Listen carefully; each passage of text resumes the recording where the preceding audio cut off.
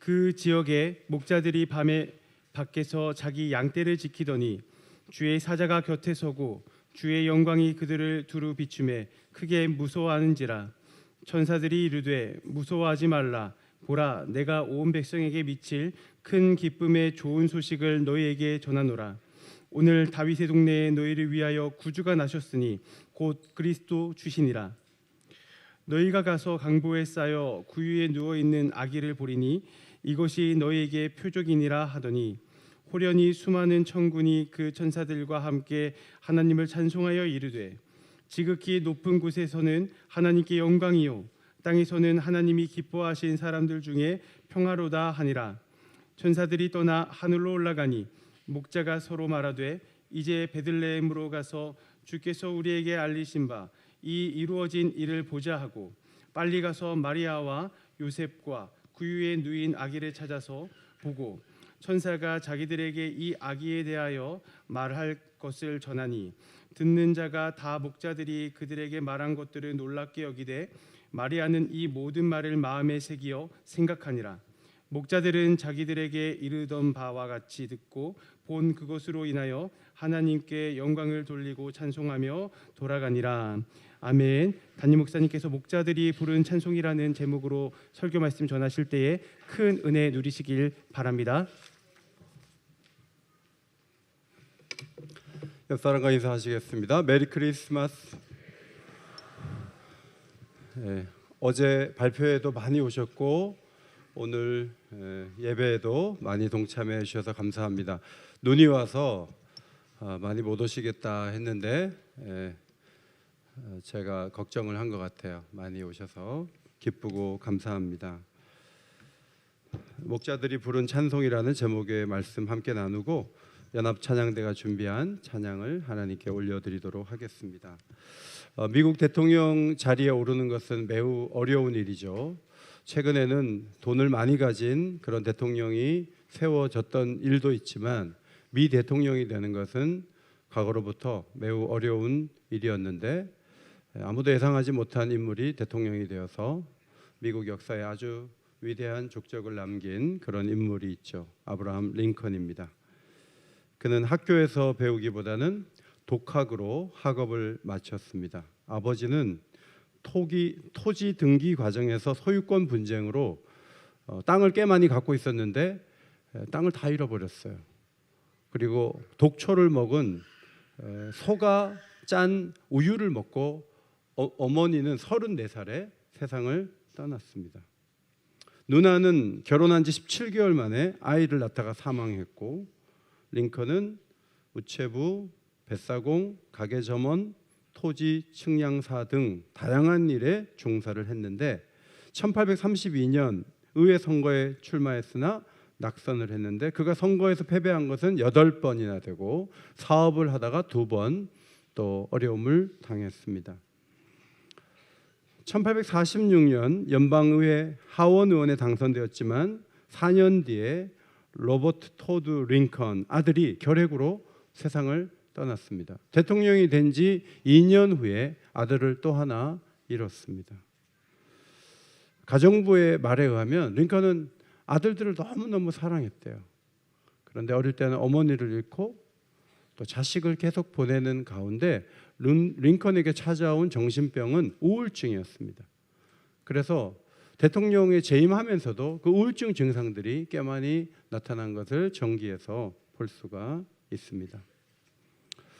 그런 어려움 속에서도 내가 걷는 길은 험하고 미끄러웠다. 나는 자꾸만 미끄러져 길바닥 위에 넘어지곤 했다. 그러나 나는 기운을 차리고 나에게 이렇게 말했다. 길이 약간 미끄럽긴 해도 낭떠러지는 아니야. 그러면서 버텼어요. 그리고 노예 해방이라는 위대한 과업을 이루었습니다. 예수님의 출생을 말씀하기 전에 링컨을 말씀을 드렸어요. 예수님은 출생 과정에서부터 참 어렵죠. 결혼을 하는데 정혼한 우리로 말하면 중학생 정도 되는 아이가 갑자기 임신을 한 거예요. 남자를 전혀 모르는데 밤에 누굴 만난 적도 없는데 갑자기 아기를 가졌어요. 정혼한 남자도 조용히 끊으려고 했는데 천사가 나타나서 성령으로 잉태했으니까 끊지 말고 네가 아버지 역할 해라. 그래가지고 이 사람이 또 순종적인 사람이어서 아버지 역할을 하게 된 거예요. 그러니까 이 과정에서 얼마나 이것이 밖으로 드러나면은 누가 이해하겠어요. 손가락질하고 여자는 돌팔매질을 당해도 아무 할 말이 없는 그런 형편에서 요셉의 관용으로 한 남자의 아내가 되었고, 아이를 낳을 즈음도 아그스도 황제의 명을 따라서 모두가 호적을 해라. 그래서 요셉의 고향인 베들레헴으로 가서 호적을 하려고 했습니다. 그런데 해산할 날이 차서 마리아가 그 호적하러 갔다가 애를 낳는 거예요. 근데 아이를 이 싸맬 이 포대기도 없고 어디 누일 만한 공간도 없어요. 요새는 보니까 뭐 아기들을 위해서 뭐 쿠션 있는 그 거기다 이렇게 뉘어놓기도 하고 기저귀 가는 그 대도 있고 뭐 굉장히 장비들이 좋아졌지만, 지금 마리아는 아무것도 없이 애를 낳는데 여관도 하나 없어요. 그냥 정말 어렵게 아이를 낳고 애를 뉘을 곳이 없어서 구유예요. 말밥통 안에다가 애를 그 천으로 해가지고 뉘어놓은 거예요. 얼마나 초라해요. 자, 이 사람, 이분이 바로 하나님의 아들이다. 성경이 그걸 말하고 있죠. 오늘 본문 바로 앞절 2장 7절을 같이 읽겠습니다. 2장 7절 시작. 첫 아들을 넣어 강보에 싸서 구유에 뉘었으니 이는 여관에 있을 곳이 없어서 말밥통 속에 아이를 넣었다. 산모나 아이나 얼마나 힘겨웠을까. 이런 장면들은 출애굽의 주역 모세를 생각나게 하죠. 모세는 이스라엘 백성들을 출애굽에서 건져야 되는데 갈대 상자에 뉘어서 강에 떠내려 보냈잖아요. 예수님은 말밥통 속에 뉘어졌는데 세상을 구원하러 오셨다는 거죠. 모세와 이미지를 이렇게 연결을 시켜볼 수가 있어요. 그러나 매우 처참한 상황이에요. 가자 지구에서 지금 가장 불쌍한 사람은 누구예요? 아기들이죠. 아이들이에요. 이 어려운 중에 애를 낳는데 포송 소리가 멈추지 않고 기저귀 하나도 없이 어떻게 산모가 견디고 어떻게 아이들이 버티겠어요? 너무너무 불쌍한 상황이 이어지고 있어요. 하나님의 아들 또한 처참하게 태어났고 힘겨운 상황에 놓여 있었다는 사실에 우리는 놀라게 됩니다. 마태복음 보면 또 아기 예수가 애굽으로 또 피신하잖아요. 어린 아이 나이에 장거리 여행을 하는 거예요. 편안한 자동차 SUV를 타고 가는 것이 아니고 나귀를 타고 그 먼 길을 아이와 함께 피신해야 됐던 어린 시절의 그 아픔, 링컨의 어린 시절과 성장기보다 더 혹독한 어려움이 예수님께 일찍부터 밀려왔습니다.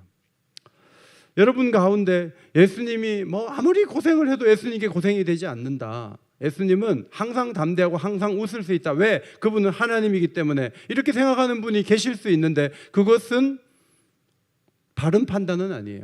그분은 참 하나님이시지만 참 인간으로 오셨어요. 못으로 이렇게 못 박을 때 웃으면서 나는 신이야. 나는 안 아파. 배가 고픈데도 먹을 것이 없거나 바빠서 마가복음 보면 식사할 겨를도 없이 움직이면서 제자들이 막 배고플 때 예수님은 나는 배 안 고프거든. 예수님 그렇지 않아요. 예수님 참 인간으로 오셔서 안 먹으면 배고프고 못이 살을 파고 들어갈 때 고통을 느끼는 것이 우리와 똑같은 분이에요. 그렇다면 그 긴장된 상황에서 마리아가 수유를 하잖아요. 자, 엄마가 막 너무 긴장하고 너무 힘든 가운데 애들을 수유하면요, 애들이 그 젖을 먹고 체해요. 그 젖을 먹고 막 체해가지고 애가 아프다고요.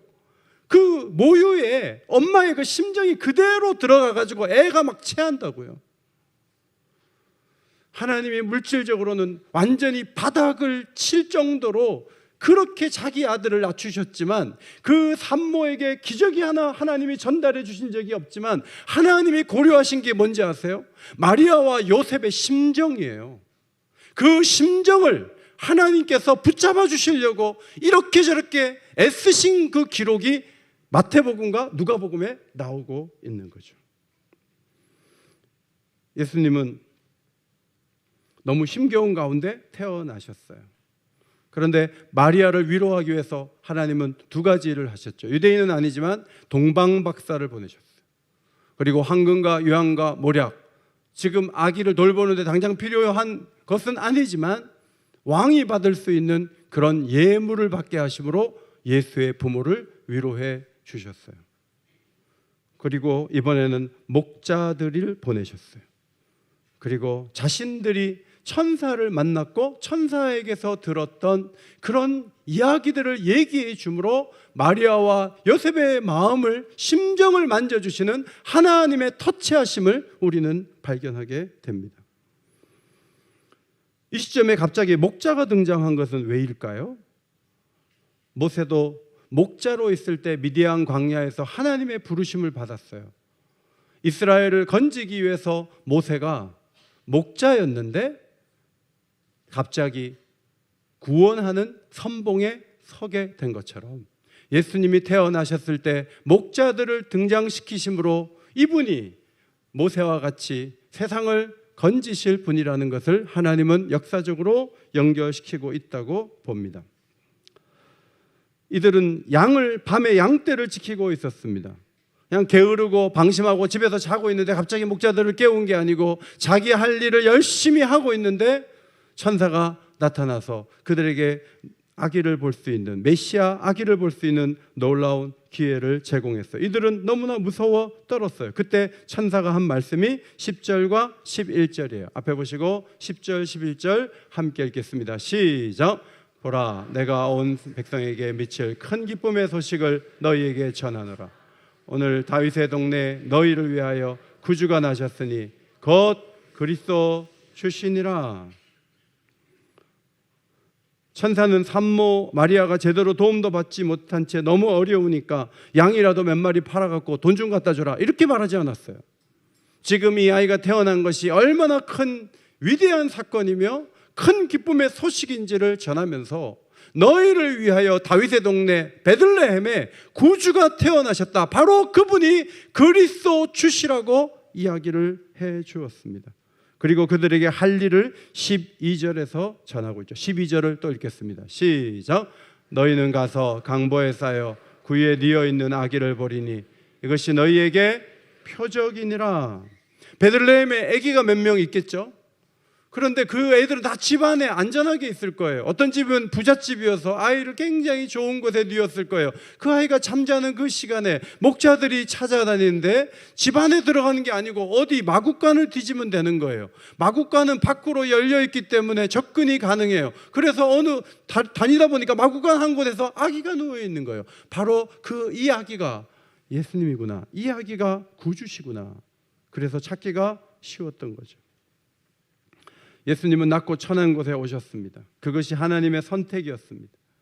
모든 자의 구주로 삼으시려고 너무 높은 곳에 나지 않고 낮은 곳에 임하게 하셨습니다. 강보에 쌓여 구유에 뉘어 있는 아기, 그가 구주이시고 그분이 오신 것이 큰 기쁨의 소식이에요. 여러분, 이 아기가 왜 왔죠? 십자가에 죽으려고 온 거예요. 이 아기는 마지막 인생의 마지막 부분도 약하여서 십자가에 죽는 그 길을 걸어가기 위해서 약한 모습으로 오셨어요. 출생하심부터 약하고 초라해요. 그런데 그것이 하나님이 보낸 구주의 증거라는 거예요. 그 이미지가 십자가에 못 박히신 자리까지 연결이 되죠. 그러나 하나님은 그것을 통해서 놀라운 능력으로 구주 예수님을 높이세요. 자, 고린도후서 13장 4절 말씀 앞에 보시고 읽겠습니다. 시작. 그리스도께서 약하심으로 십자가에 못 박히셨으나 하나님의 능력으로 살아계시니 우리도 그 안에서 약하나 너희에게 대하여 하나님의 능력으로 그와 함께 살리라. 예수님은 약함의 명수예요. 약함으로 시작해서 약함으로 끝났어요. 그것이 예수님의 인생이에요. 예수님은 죽은 자도 살리시고 오병이어의 기적도 일으키시지만 그분의 원래 이미지는 약함이라는 것을 성경이 강조하면서 그 약함을 오히려 강하게 만드셔서 모든 사람의 구주가 되게 하신 것이 하나님의 인도하심이라고 하나님 말씀은 설명을 합니다. 그리고 수많은 천군 천사가 목자들 앞에서 찬송하는 소리가 14절에 기록되어 있어요. 지극히 높은 곳에서는 하나님께 영광이요 땅에서는 하나님이 기뻐하시는 사람들 중에 평화로다. 겉으로 보기에는 아기가 구유에 누인 게 비참해 보이지만 이 사건은 하나님께 영광이 되는 사건이고 많은 사람들에게 평화를 가지고 올 수 있는 궁극적인 하나님의 능력이기 때문에 이 놀라운 일을 천군 천사가 높이 찬양하는 것을 보게 됩니다. 천사들의 그 찬송 소리를 들으면서, 천군 천사의 찬송 소리를 들으면서 목자들이 그 영광스럽고 즐겁고 웅장하고 감동이 가득한 마음으로 우리 빨리 가가지고 그 마리아라는 여자를 찾아내자, 요셉을 찾아내자, 아기에게 가보자. 그리고 열심히 찾았죠. 여러분, 가끔 잔치 자리에 가잖아요.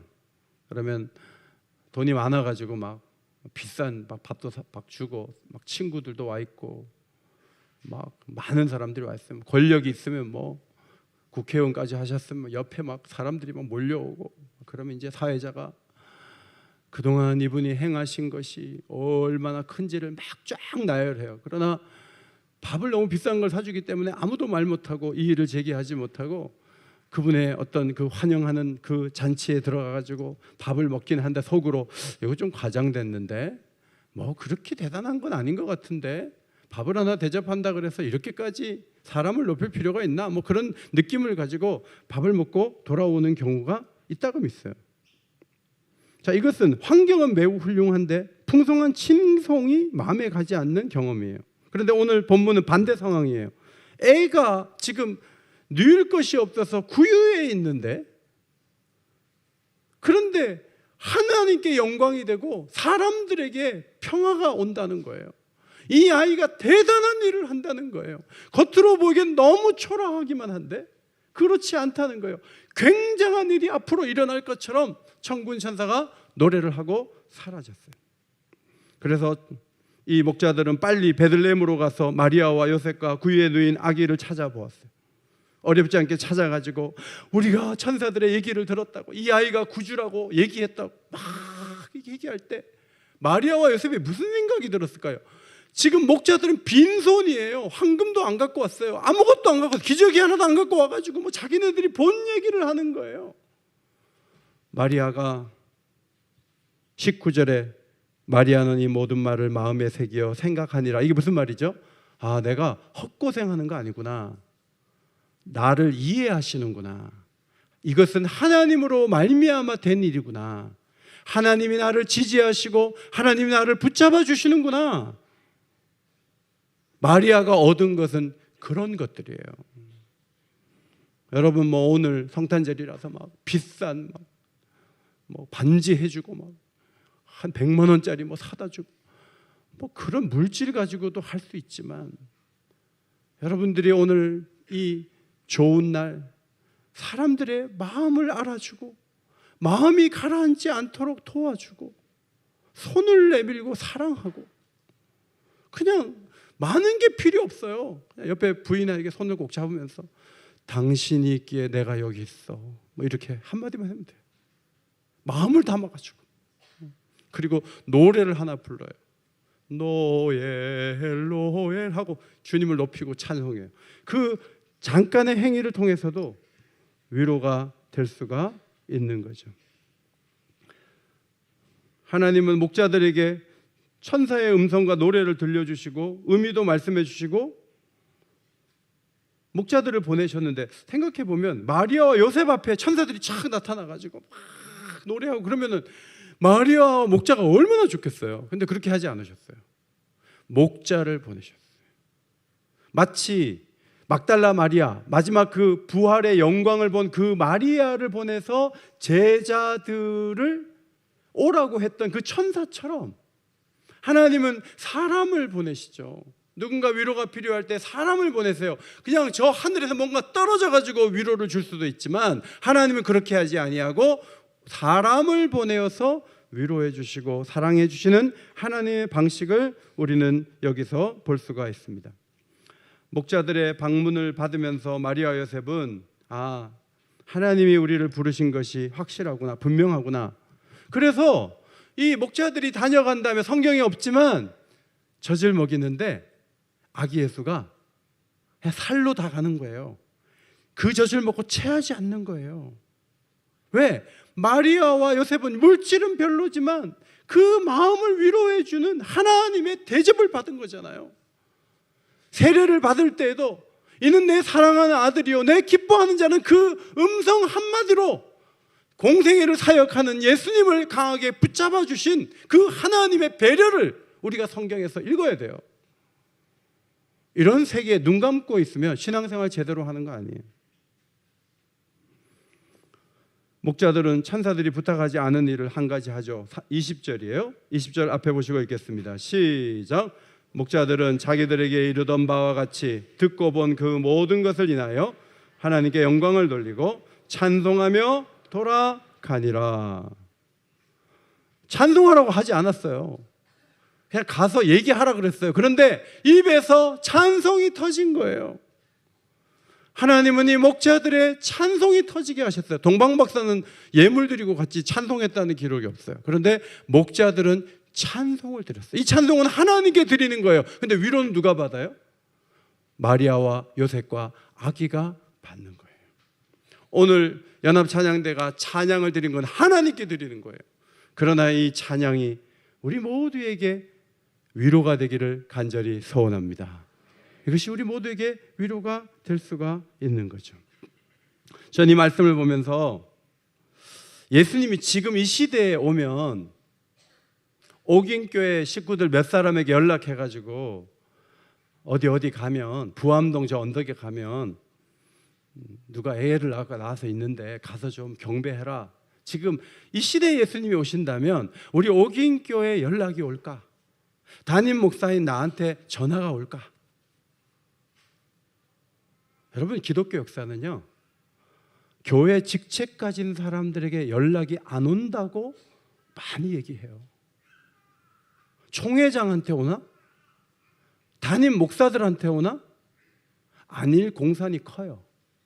의외로 지난주에 교회 등록했는데 이제 예수를 믿기로 작정하고 주님 앞에 서고자 하는 사람이 예수님이 나신 그 현장에 가고 수십 년 동안 예수 믿었는데 주님께 전화 한 번 받지 못하고 예수님 태어난다는 그곳에 갈 수 없다면 그것은 그 신앙이, 그 종교가 정상적이지 않다는 것을 보여주는 거예요. 예수님 오셨을 때 성전은 정상적이지 않았어요.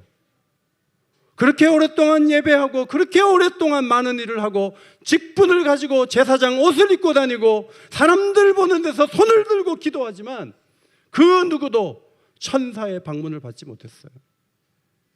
우리가 깨어서 기도하고 신앙생활 제대로 해야 될 이유가 뭐예요? 하나님은요, 직책 같은 거 중요하게 여기지 않아요. 수십 년 동안 신앙생활 했다고요? 제대로 안 하면 연락 안 와요. 그냥 초라하게 사는 거예요. 자기 혼자 당당한 거예요. 하나님 보시기에는 아무것도 아니에요. 어떤 삶을 살아야 되겠어요? 목자들은 가난한 사람들이에요. 남의 양 치는 사람들이에요. 천민들이에요, 어떻게 보면. 그러나 그들이 하나님이 가보라고 천사를 보냈어요. 그 시대에는 그들밖에 없었던 거예요. 성전과 관련된 사람들은 다 썩었어요. 다 부패했어요. 아무도 연락할 사람이 없어요. 그런데 이들이 찬양했단 말이죠. 그런 관점에서 볼 때 담임 목사님 나한테 하나님이 연락하실까? 안 하실 수도 있겠다. 정신 차려야 되겠다. 그런 생각을 하게 돼요. 마태복음 7장 22절 23절 앞에 말씀 보시겠습니다. 같이 읽겠습니다. 시작. 그날에 많은 사람이 나더러 이르되 주여 주여 우리가 주의 이름으로 선지자 노릇하며 주의 이름으로 귀신을 쫓아내며 주의 이름으로 많은 권능을 행하지 아니하였나이까 하리니 그때에 내가 그들에게 밝히 말하되 내가 너희를 도무지 알지 못하니 불법을 행하는 자들아 내게서 떠나가라 하리라. 귀신도 쫓아내고 권능도 행했는데 예수님이 나 너희 모른다 그렇다는 거죠. 기독교 신앙은 사실 늘 이 부분 때문에 좀 됐다 할 때 굉장히 불안한 거예요, 사실은. 그런데 기독교 신앙은 또 한편으로는 인정을 받지 못하고 사회에서 초라한 분들, 그분들을 하나님은 알아주죠. 하나님은 세워주죠. 오늘도 새벽 기도에 5시 반, 네, 처음으로 이제 5시 반에 3주 기도회 끝내고 오늘 새벽 기도했어요. 지난번에 장로 12분 중에 떨어진 분 중에 몇 분이 오셔가지고 아침에 눈 치우더라고요. 되신 분은 한 분도 안 왔어요. 5시 반으로 옮겨놨으면 장로님들이 나와야지. 한 명도 안 왔어요. 오히려 교회에서는 3분의 1을 받지 못해요. 교회에서는 인정을 못 받아요. 그러나 주님이 정말 누구를 기뻐하실까? 주님이 누구를 정말 환대하실까? 생각해 보면 우리가 착각하기 쉬운 거예요. 아, 내가 담임 목사니까 하나님은 안 쳐줄 수 있어요? 정신을 차리고 하나님 뜻대로 살고자 하는 자를 하나님은 늘 그 시대에 쓰셨다는 것을 기억해야 돼요. 고린도전서 1장 26절로 29절 말씀 앞에 보시고 읽겠습니다. 시작. 형제들아, 너희를 부르심을 보라. 육체를 따라 지혜로운 자가 많지 아니하며 능한 자가 많지 아니하며 문벌 좋은 자가 많지 아니하도다. 그러나 하나님께서 세상에 미련한 것들을 택하사 지혜 있는 자들을 부끄럽게 하려 하시고 세상에 약한 것들을 택하사 강한 것들을 부끄럽게 하려 하시며 하나님께서 세상에 천한 것들과 멸시받는 것들과 없는 것들을 택하사 있는 것들을 폐하려 하시나니 이는 아무 육체도 하나님 앞에서 자랑하지 못하게 하려 하심이라. 성도 여러분, 성전에서 대제사장 되어서 움직였던 사람들은 다 패해요. 그리고 새로운 종교를 만드세요. 그 새로운 종교의 지도자는 어부들이었어요. 이것이 기독교 신앙의 뿌리예요. 하나님은 전통적으로 이어오는 종교를 원치 않으셨어요. 목자들을 보내고 이방인이지만 황금과 유황과 모략을 가지고 동방박사가 오고 그렇게 아기 예수께 오므로 이 예수가 누구하고 일할 것인지를 보여주시는 거예요. 여러분 가운데 직장이 없거나 가정에서도 인정받지 못하는 분들 계십니까? 괜찮아요. 하나님이 여러분을 인정해 줄 수 있어요. 하나님이 여러분을 붙잡아 줄 수 있어요. 나이가 많아서 이제는 힘도 없고 연약하십니까? 괜찮아요. 오늘 아침에도 목사님 말씀하신 것처럼 시므온과 안나를 통해서 아기의 영광을 보게 하신 그분이 노인이 되어도 사랑하시고 영광을 보여주시는 놀라운 모습을 누가복음에서 우리는 오늘도 발견하게 돼요. 오늘도 주의 영광과 은혜가 우리 가운데 이렇게 흐르고 있다는 것을 바라보면서 오늘 찬양대가 부르는 이 노래가 목자들이 부르는 찬송이 되기를 바라고 주께 드리는 찬송 자체가 우리를 부르시는 아주 큰 목적이라는 것을 마음속에 기억하며 주님을 높이게 되시기를 예수의 이름으로 축원합니다. 하나님 고맙습니다. 오늘도 저희에게 귀한 시간을 주셔서 주 앞에 나와 경배하게 하시니 감사합니다. 이제 연합찬양대가 목자들의 찬양을 이어가고자 합니다. 이 찬양이 우리 온 성도들에게 위로와 기쁨이 되게 하여 주옵소서. 하나님의 사랑 가운데 우리 모두가 서게 하여 주시고 항상 열려있는 이 신앙, 이 교회, 이 믿음을 더 강하게 붙들 수 있도록 하나님 저희와 함께하여 주옵소서. 경배와 찬양을 받으시기를 간구하며 예수님 귀하신 이름으로 기도드렸습니다. 아멘.